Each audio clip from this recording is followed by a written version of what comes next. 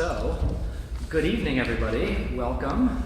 Welcome to everybody here in the church in Lebanon, and also to everybody joining us via Zoom. We're so glad to see all of you. My name is Ben Van Vliet. I'm the Executive Director of the Upper Valley Music Center, and on behalf of Upper Valley Music Center and Upper Valley Baroque, I would like to welcome you all here today to our conversation with Susanna Ogata.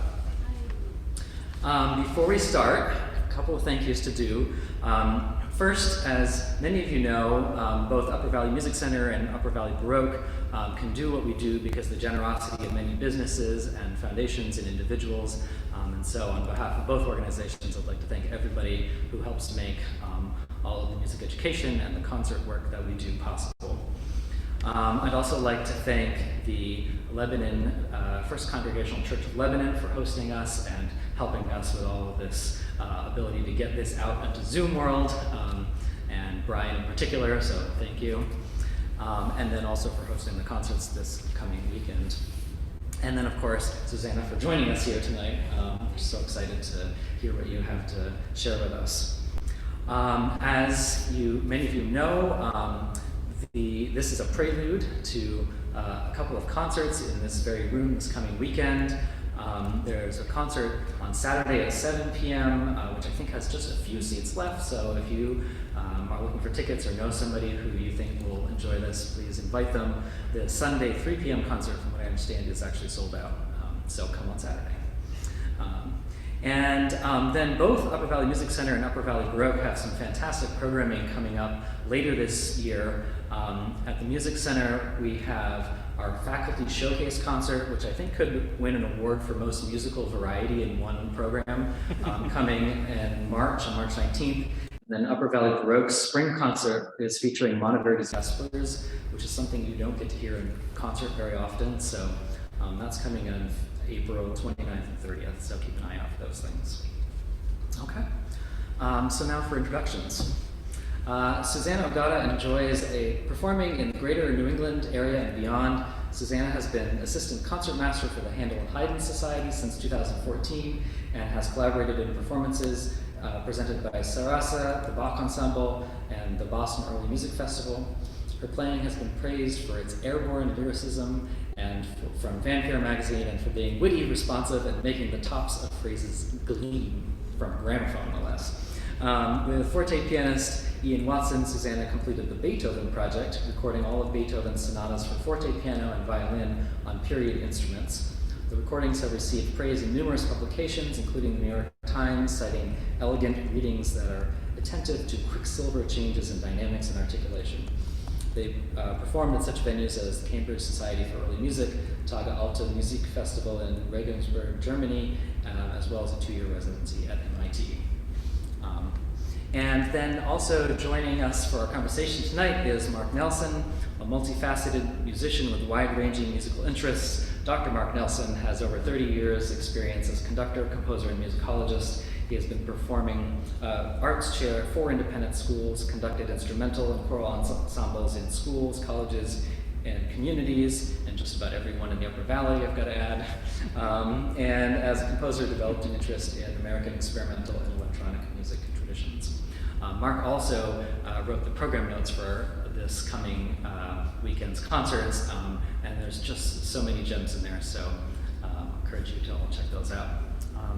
So, with those introductions, we'll get to our conversation here, and we're really excited to talk to Susanna about the music that's going to be played, the instruments on which it's going to be played, and a little bit about her journey to being with us here today.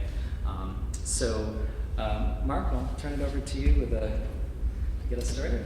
Thanks, Ben, and greetings, Susanna. Hello. I should say that there were at least 2 primary motivations to have this conversation. One is the concert that's coming up features music by 5 composers, 3 of whom our audience may not be very familiar with. There's music, in addition to music by Vivaldi and Corelli, there is music by Laurenti, by Platti, and by Gimignani.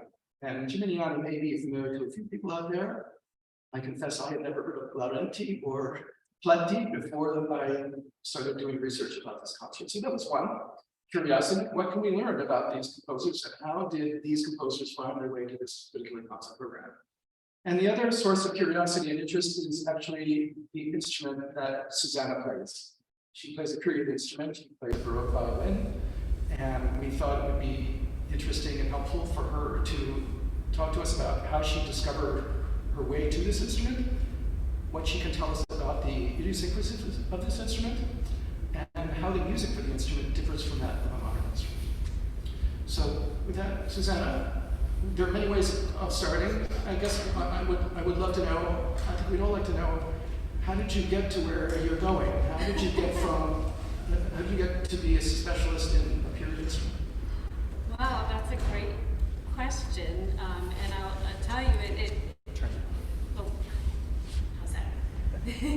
Yeah, so it took a while.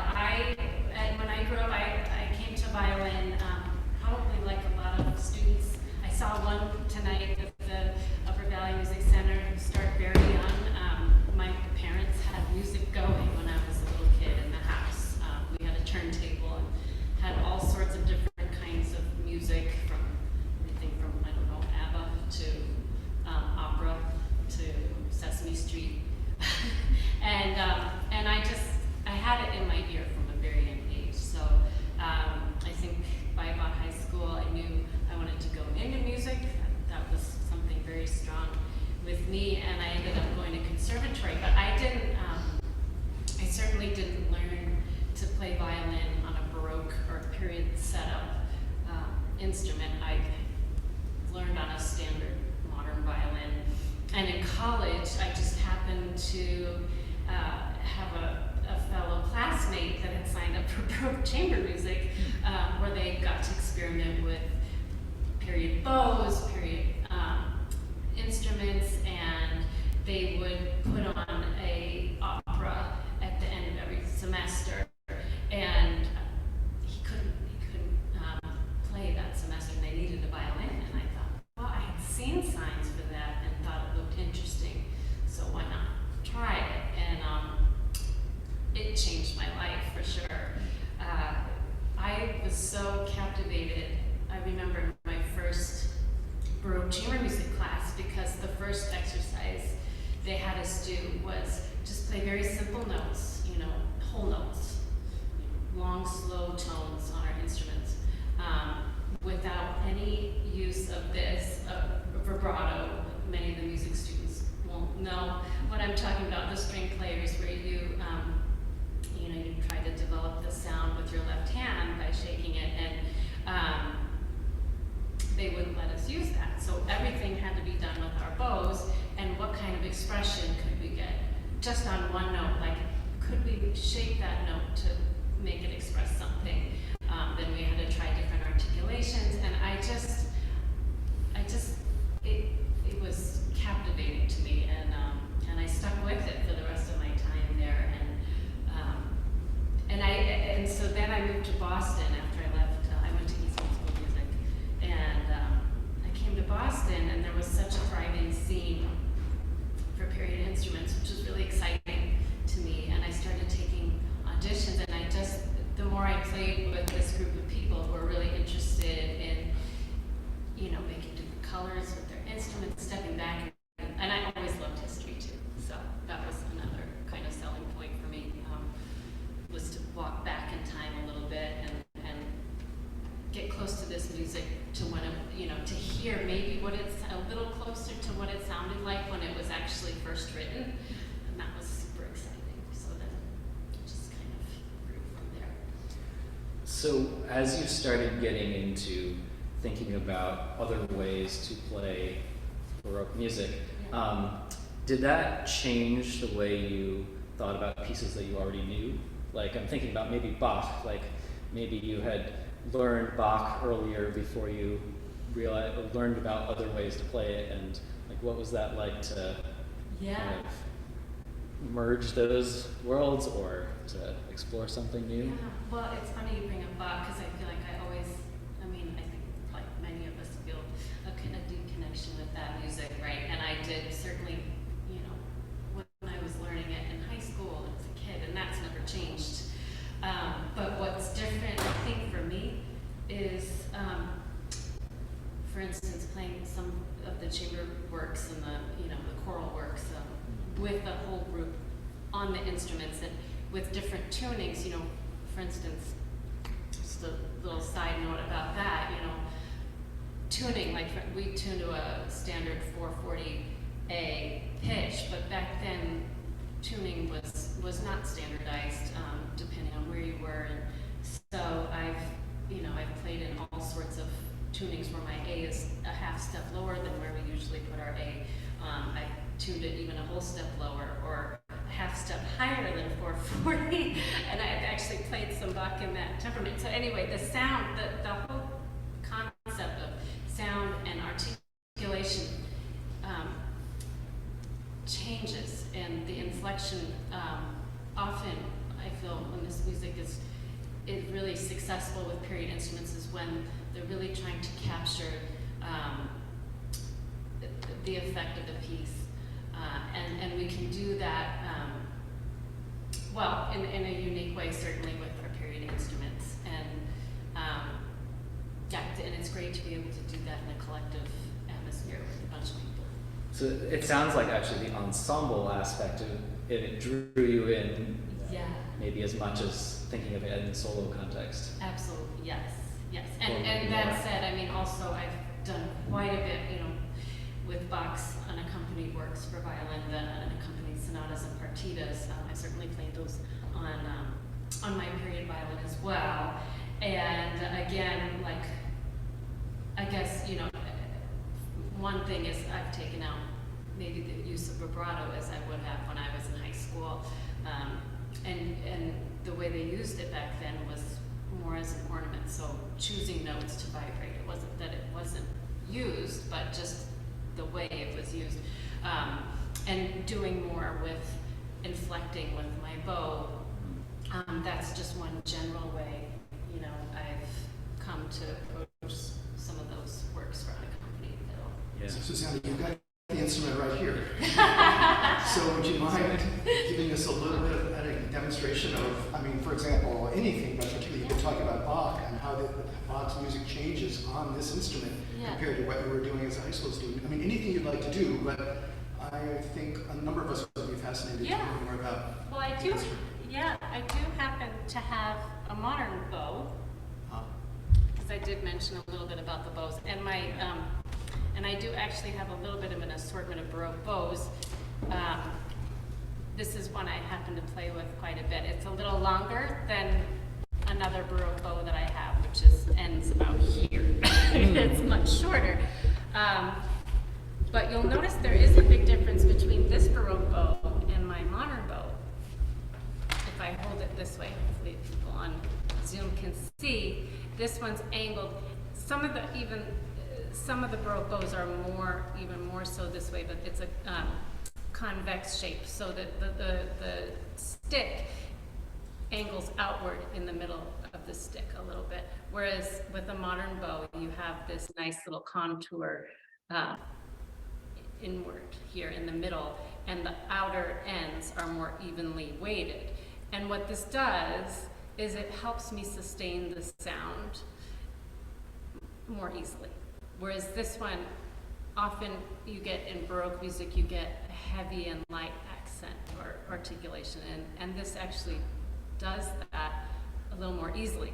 Though it's funny, because once I get that sound in my ear, what I can do with my Baroque bow, I can get it on my modern bow. It's not impossible. So, kids, you can try this. But here, I'll play, actually, maybe I'll play a sustained sound with my modern bow.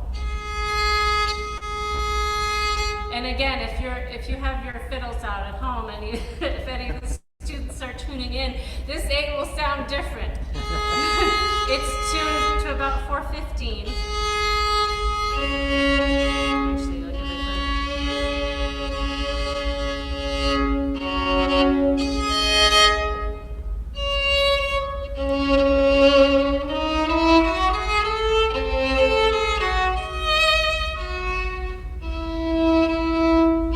So that's a little bit of a modern sound, I guess. I'm still using my Baroque instrument, but here's a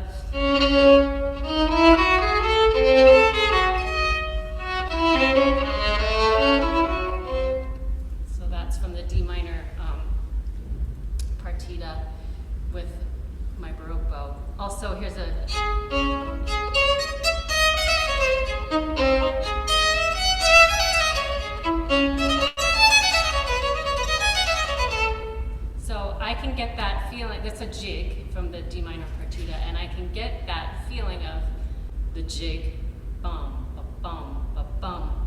Very easily with this heavier weight at the lower part of my bow called the frog, and the lighter tip. I'll do a little bit again.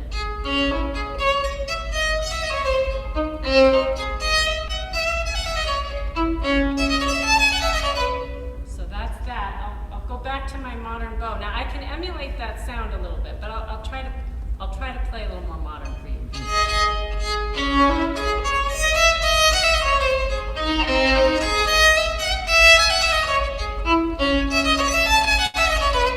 And I don't think it's necessarily one's better than the other, to be quite honest. But I can inform my modern playing with my Baroque tools.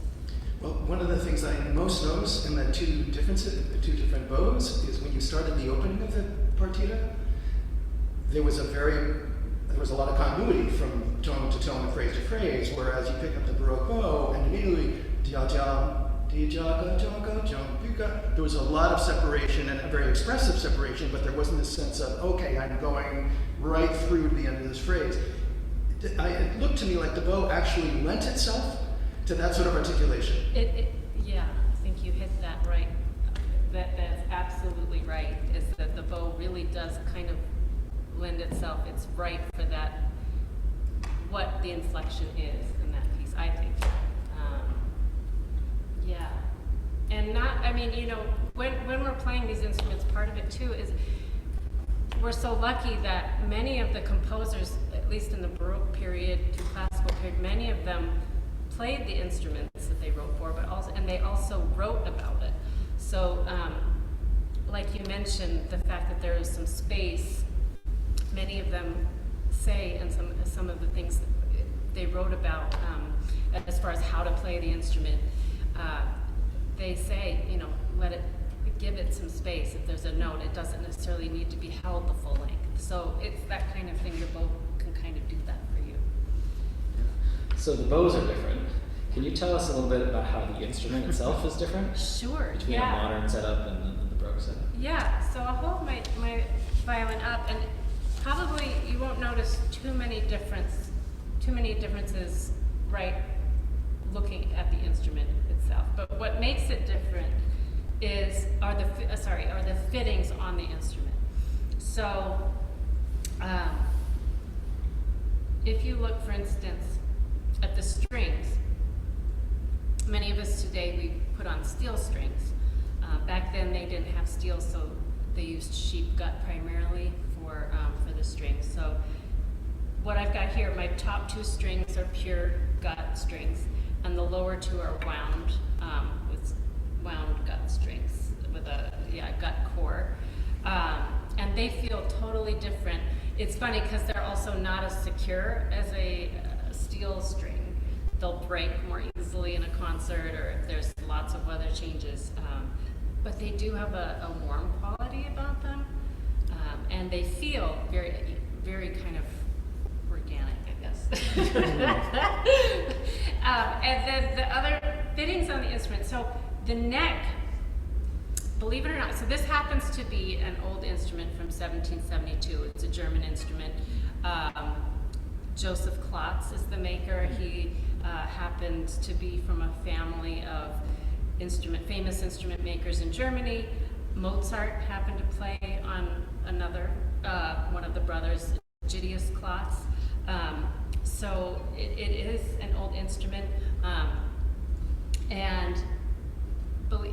So the neck, it's been retrofit so that it is as it would have been back in, 1700s, which means that the neck has been put back. Many of the old instruments surviving have a different angle. The neck has, I guess, gone through a surgery of sorts, and the pitch of the neck is pulled back.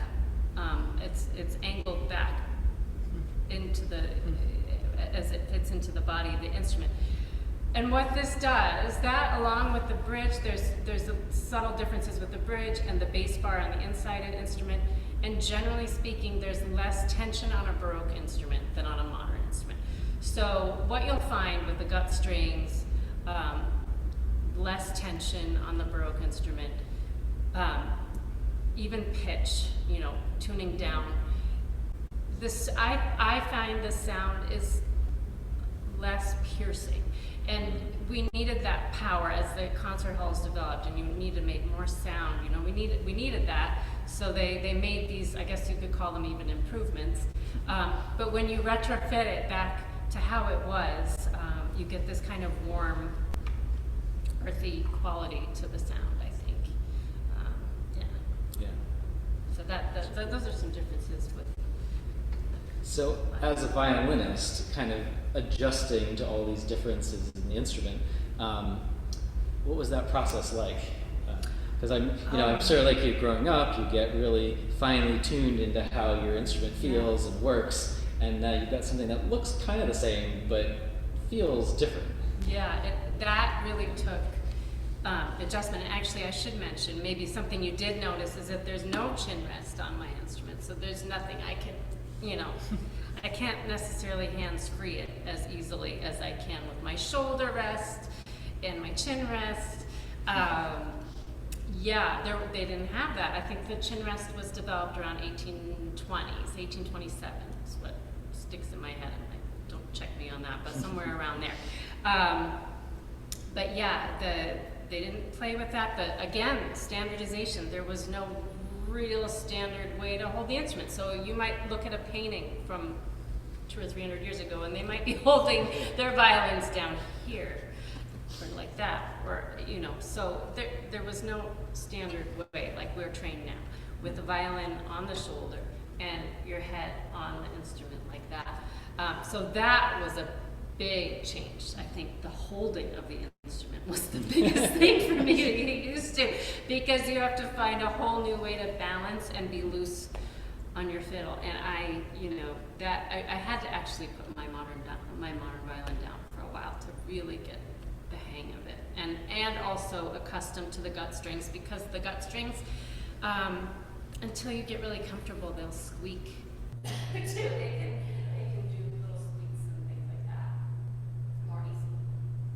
So if we have any string players in our audience, which I know we have at least a couple, and they're curious to sort of try out some elements of Baroque equipment, what would you say is the easiest first thing to try?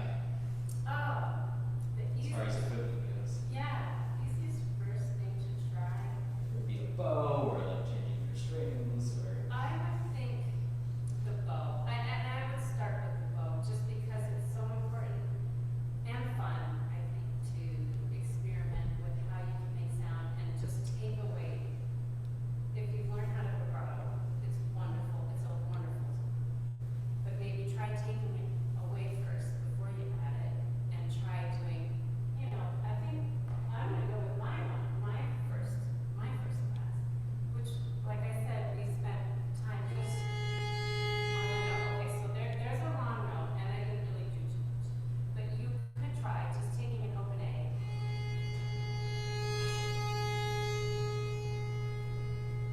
and finding different places to swallow sound. At the beginning, or towards the middle of the note, or towards the end. And just, enjoying that. That would be a fun place to start. You look like you're in your element when you're playing this instrument. When you play that first phrase of the partita, I'm like, oh, yeah, that's where she is. And you had mentioned, as a Ben, many of the composers, most of the composers whom we're going to hear tomorrow, were themselves violinists. And they are, the earliest of them, of those we're going to hear, is Corelli, and the youngest is Mr. Platti, whose oboe concerto we're going to hear. I'm wondering, first of all, you had told Ben and me about the process by which the Laurenti score came to being, I guess, or at least came to being for Upper Valley Baroque, and I think it's a great story. So could you please share with us how it was that we are going to hear the Laurenti violin concerto tomorrow? Yeah, of course.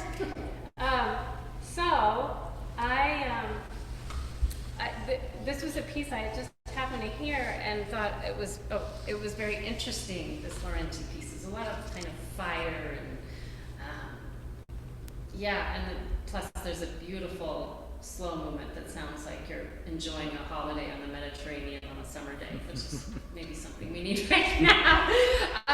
But yeah, so, but what I realized is that all that was available was, there's a manuscript copy of all the parts that we have, but nobody's, that I can find, or have been able to find, nobody's made a score from that manuscript. And so I thought, well, maybe I'm not so great with technology software and things like that, but I have a friend that does this frequently, that takes manuscripts and makes modern editions of them. And so I thought, well, maybe, I don't know, could I do this? And I happen to have a high school student son who's a musician. He plays cello and percussion and likes to compose, and does it on MuseScore. So he said, Mom, I can help you. Why don't we get started?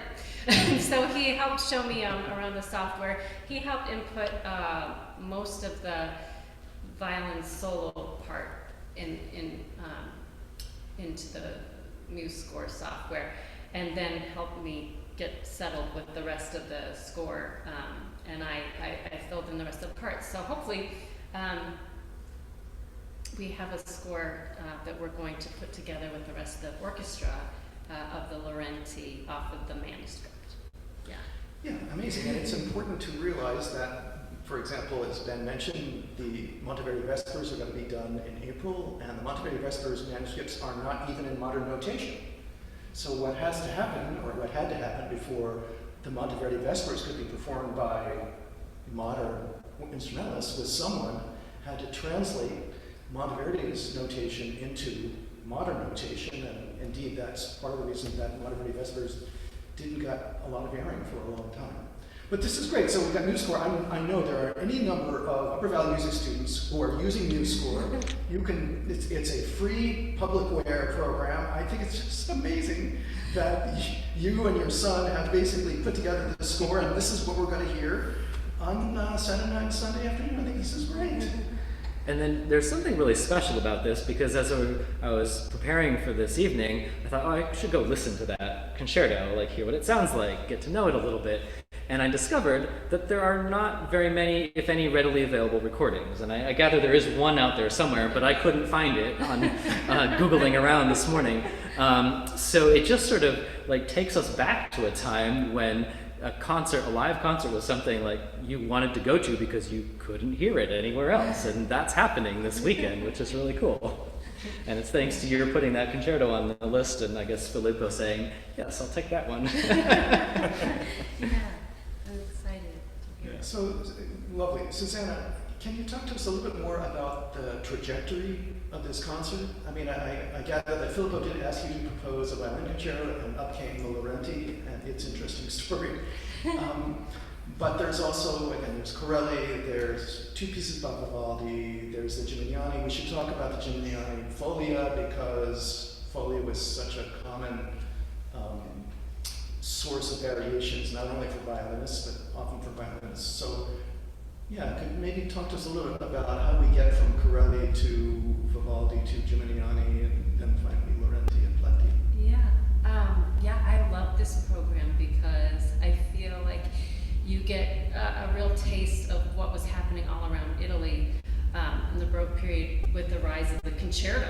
I mean, how many of you guys are playing concertos or will, so it became such a popular form. And I think there's we have two different kinds of concerto on this concert, where you get a small group of concerto soloists, a little, like a mini band, and then the big band. And there's three concertos like that. The Corelli you mentioned, the Gimignani, La Folia is actually like that, and I'm trying to remember the Vivaldi. There's a pastoral piece, which is, well, I think, no, that one is featuring soloists, so that's not exactly like that, but we have that kind of sample of a concerto, and then we have the other kind of concerto that was becoming popular, where you feature a soloist, and then the big band, and then the soloist, and with these returning interludes. And yeah, so La Folia is, you mentioned, was definitely is like the hit popular tune for hundreds of years. Became so popular to set. Corelli actually wrote a La Folia, and the one we'll hear on Saturday and Sunday's concert is by Gemignani. It's basic. It's a very basic tune. Here it is.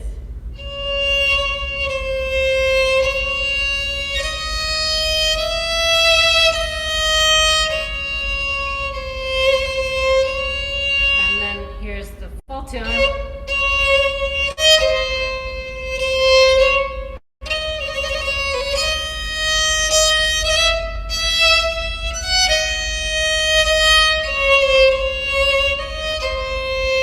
And now what these composers did is they did a series of variations on that tune.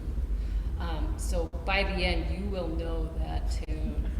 And in fact, it's as I've been practicing for this concert, it's definitely something that I go to bed to at night. It's going in my head.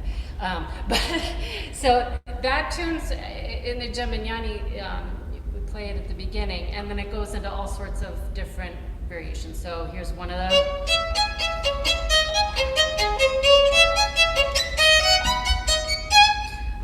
And notice it's kind of a dancey, really spicy tune. So, and there's all sorts of things. There's a 16th note.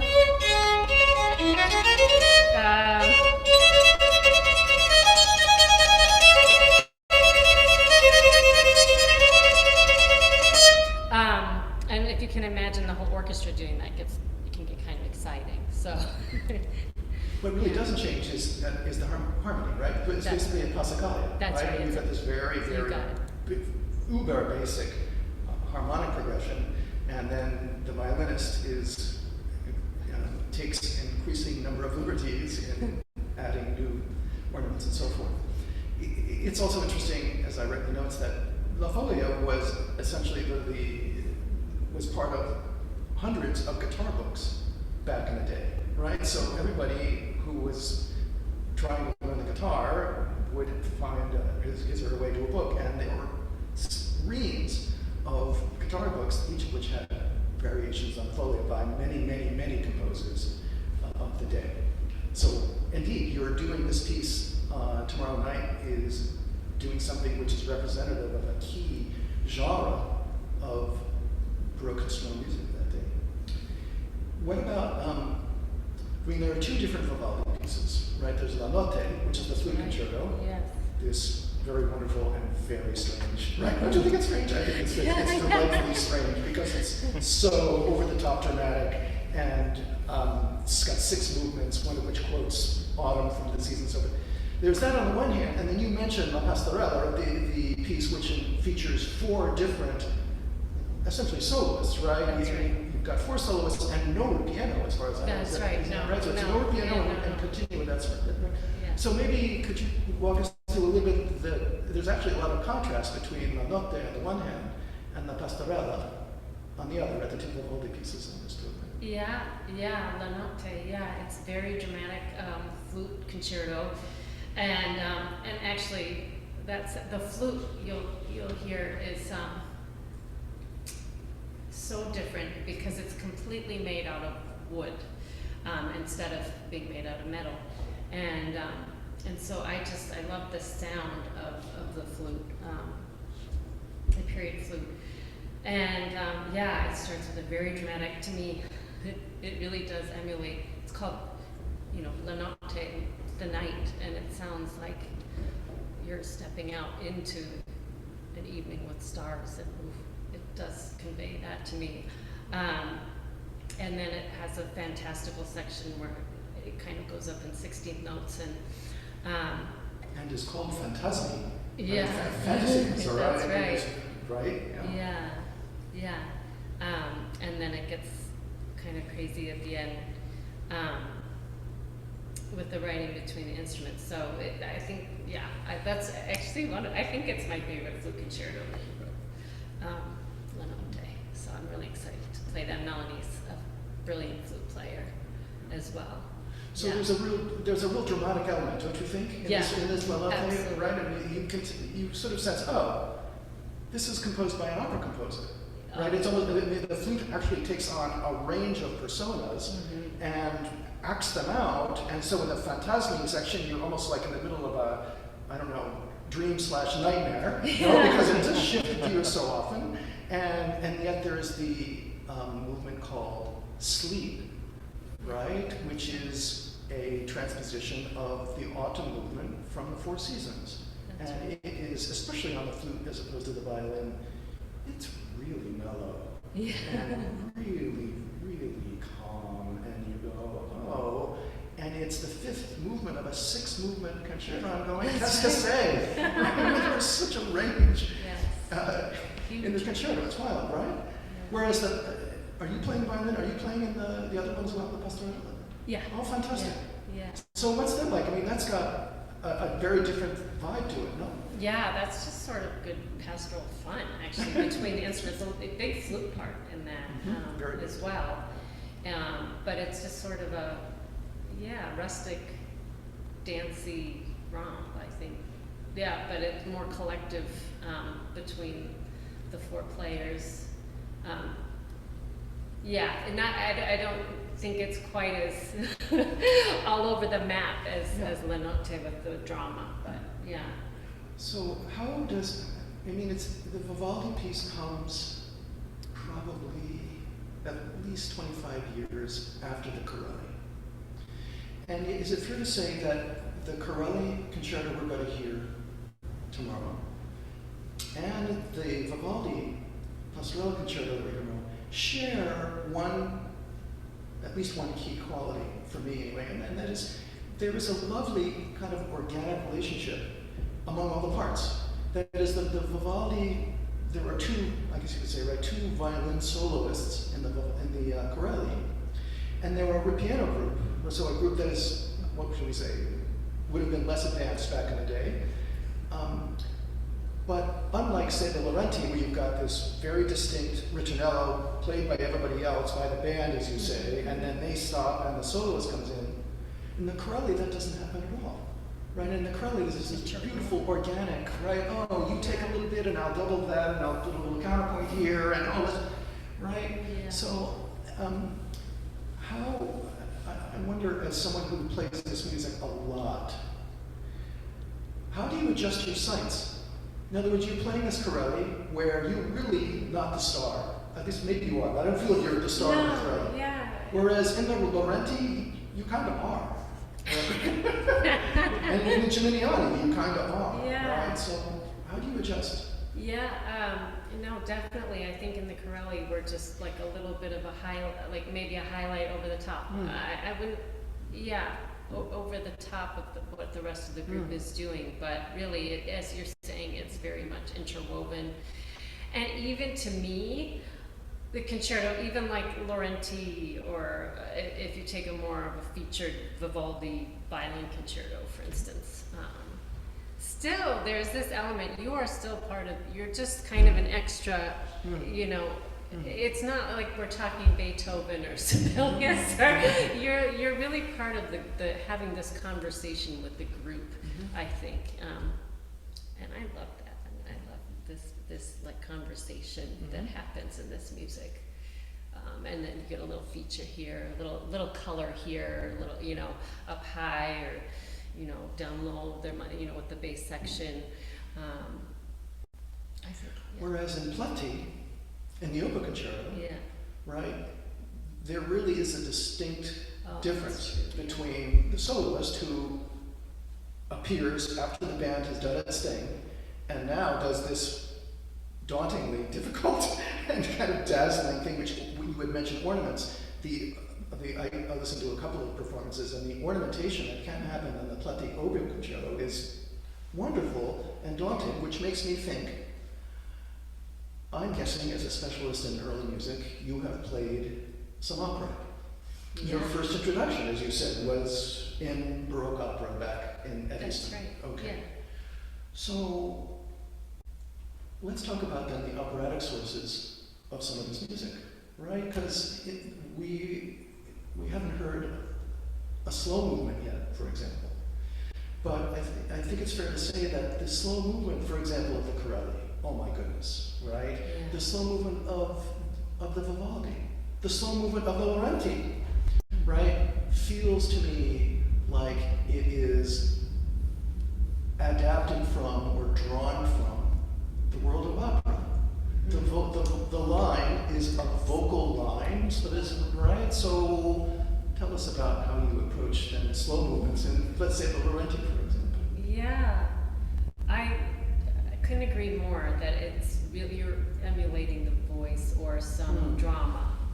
And in fact, I think a lot of the Baroque, and Gemignani has a book that, it's a study book, right, for violinists. But the beginning, the very first thing he says is the purpose of music is to inflame the passions, right? Yeah, of course, I think that absolutely, it's without question they're going from a sense of opera and drama and reaching the soul.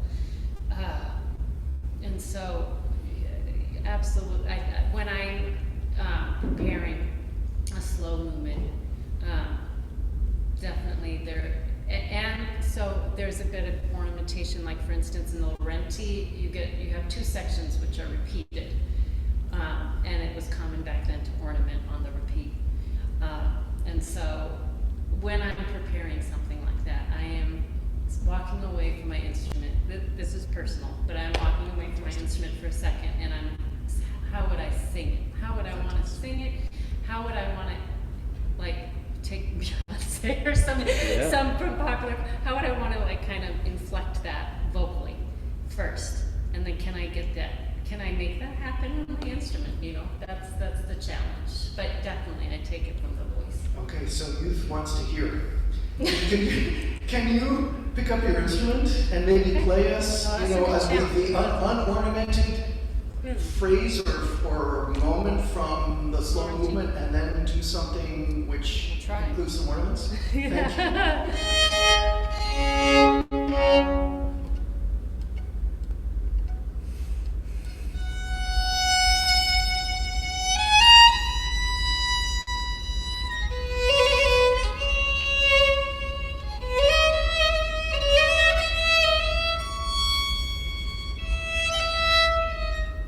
So that's sort of the unadorned version of the plain. Okay, so let's pause there for a second. I have to take a breath. I mean, that's pretty beautiful of itself, but also already built into what you've just played is a kind of some basic ornaments, right? The trill and so forth. Yeah, but that's all there. No, I realize. Okay. Okay, so now here comes your ornamented version.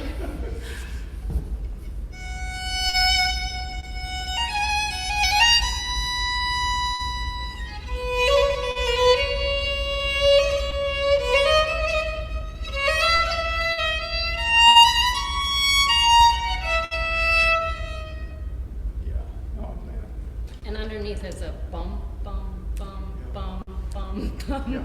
Like some,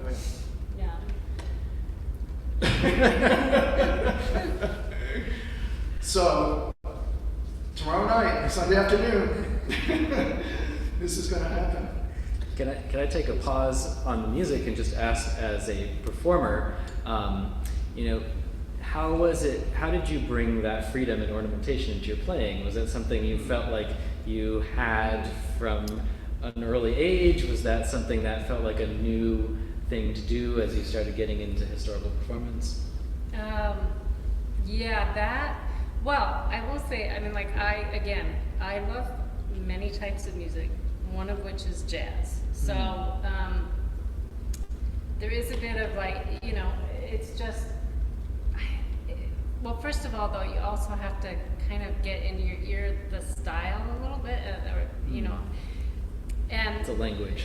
right, it's a language. So the more you do it, the more you get comfortable, I guess. So the more you play of that composer, or you become aware of maybe how, from their writing, they like to ornament. That's what I try to kind of go that direction. Like, and some composers might, I think, from what we know, maybe wouldn't have ornamented as much as others. But another thing that I try to do when I'm adding ornaments is not mess with the overall rhythm that's going on, which I think, you know, like, yeah, I might take liberty, but basically within the framework. And so when I'm practicing something like ornamentation, I guess I start small, maybe not add too many things. And then maybe if I feel like I'm not gonna like mess with the train that's already going, that I'm not gonna derail the train, I might add a few more things. Yeah. But again, I always try to see like what would sound good if I were gonna sing it. Yeah. That seems essential to me, right? I mean, there's such a vocal backdrop to all of these slow movements, right? And actually, there's even a vocal music backdrop to the allegro concerti movements, in that there was a lot of instrumental, imitative polyphony right at the turn of the Baroque. I'm wondering, we've got some people out in YouTube or Zoom land, not YouTube land, but Zoom land, and we've got a few hardened souls in the room here. And I'm wondering if there are questions that people wish to pose for Ms. Susanna that we have none. Ms. Judy Palm, go for it. Thank you for explaining about the Baroque instrument, because I've always been curious. But I'm still confused. Since your left hand is busy holding the instrument up instead of your head, how do you do high notes and shifts and things? Well, I do still hold the instrument with my head. It's not, I wouldn't, for me, it's never been comfortable to like do something like this. Yeah. But because I can't, once I could get up, but I wouldn't be able to get back down. So I guess to answer your question, I've had to kind of figure out, I tend to try to think of it as a balancing act instead of a constant hold, so that I try to let go of my neck a bit, but I'm also using it to shift around the instrument. Can you show us by playing something? Sure, let's see. Maybe I'll just do something very simple.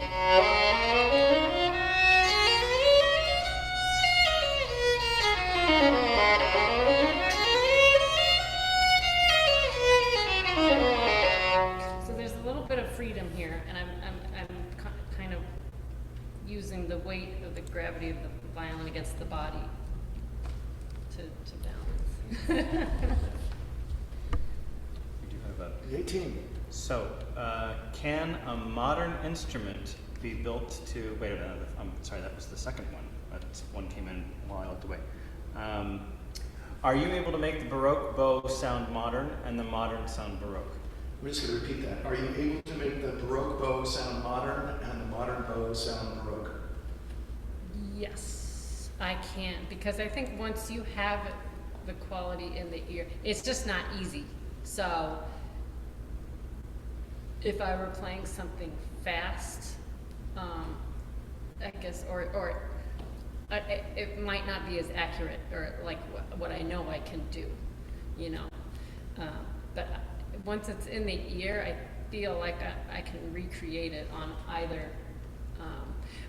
But the beauty of this is that it does, as we were talking about, it does lend itself to some of these articulations. It's just not so easy. Or I might not have been able to get right away from the modern bow, or like it's somehow just kind of comes to me naturally on the Baroque bow. It's almost like Harry Potter picking his wand, or it just kind of comes out easily on the Baroque. But once I have that, then I can go back to my modern bow and mimic.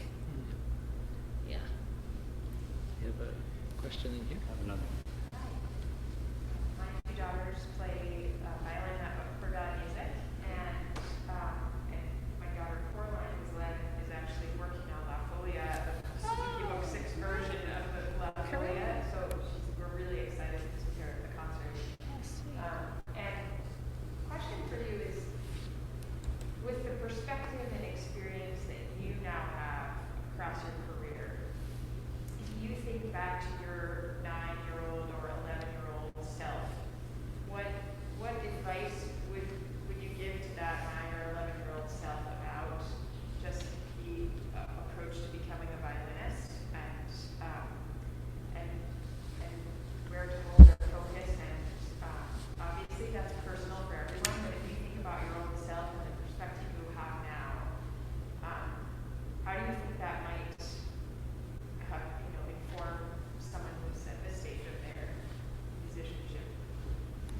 So I'm just going to repeat that Yeah. question, and I'm going to tell me if I've not summarized accurately. But she's basically asking Susanna to think back to her 9 or 11-year-old self, and we have 2 young women here, or young girls here, who are now studying violin at UVMC, and they and mom are wondering, what advice does Susanna have for a 9 or 11-year-old in their thinking about approaching the instrument? Is that a fair? Okay. Okay, I have a couple things. Use the microphone. Oh, sure. Thanks. The first is I would recommend to listen to a lot of different music. You know, again, we talk so much about singing, so any exploration of singing opera or drama with drama, I would definitely advocate for that. And some opera is just so exciting to watch, to see how the music paints and hear how the music paints the images or the expression. Ballet too. I would have fun and see what's out there. Even Stravinsky or some amazing, and just enjoy as much music as possible. And also, when things become challenging, because I remember it was around age 11, 10 or 11, that I think I told my mom, I think I'm going to quit because this is too hard. I've come to, I think it was actually a Vivaldi piece. I think it was Vivaldi G minor, book 5, Suzuki, maybe? And I said, And her advice to me was, well, can you please count the measures in that piece? And I said, okay, there's 88. And so actually, this advice is from my mother, but I want to pass it along because I think it's good. And she said, well, if you practice 1 measure a day, you'll have it in 88 days. So, and I was like, all right, I can do that. And I stuck with it. And because it can be pretty hard sometimes, to be honest, but it's so, when you start, for me, the selling point, when I came home and I was like, I want to go to music school, it was when I discovered how amazing this world is when you share it with other kids your age or not your age, or just start to share music in a collaborative way with other people. And you go to this place that you can't really express sometimes even with words. Maybe you can in a song, but you can go to this just other dimension, this other world, and express this with other people and touch the soul so much. It's such an amazing thing to be part of. So keep going. Count the measures. Yeah. Mr. Ben, you're master of ceremonies, but I think that's the perfect way to end. Well, we have one more question. Oh, sorry. Okay. Back to the modern historical.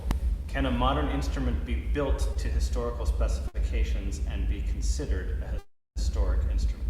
Can a modern instrument be built to historical specifications and be considered an historical instrument? I'm not sure, because I'm not sure that you necessarily have specific, because the violins back then varied, I think, a bit with what they look like. Some were smaller than others, so I don't know. I'm not the authority on that as far as what specifications, but I think as far as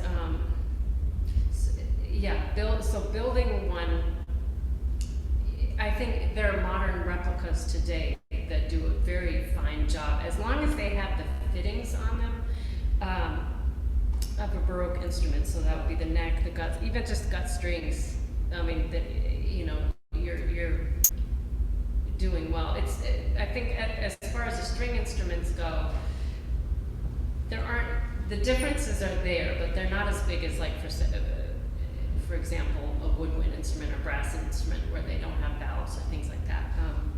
So as long as you have the fittings, the strings, you take off your shoulder rest, your chin rest, I think you're getting close.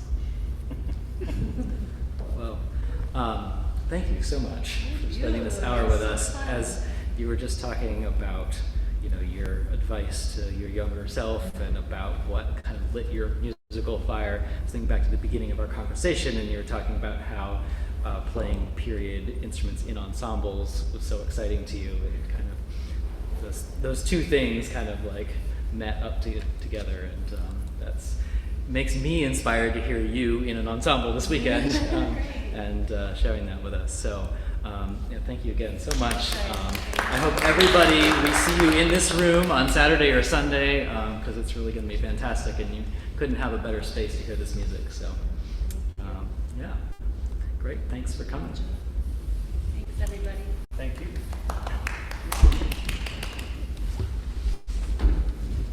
Listen to a lot of music. Yes. Not just violin music. Yes.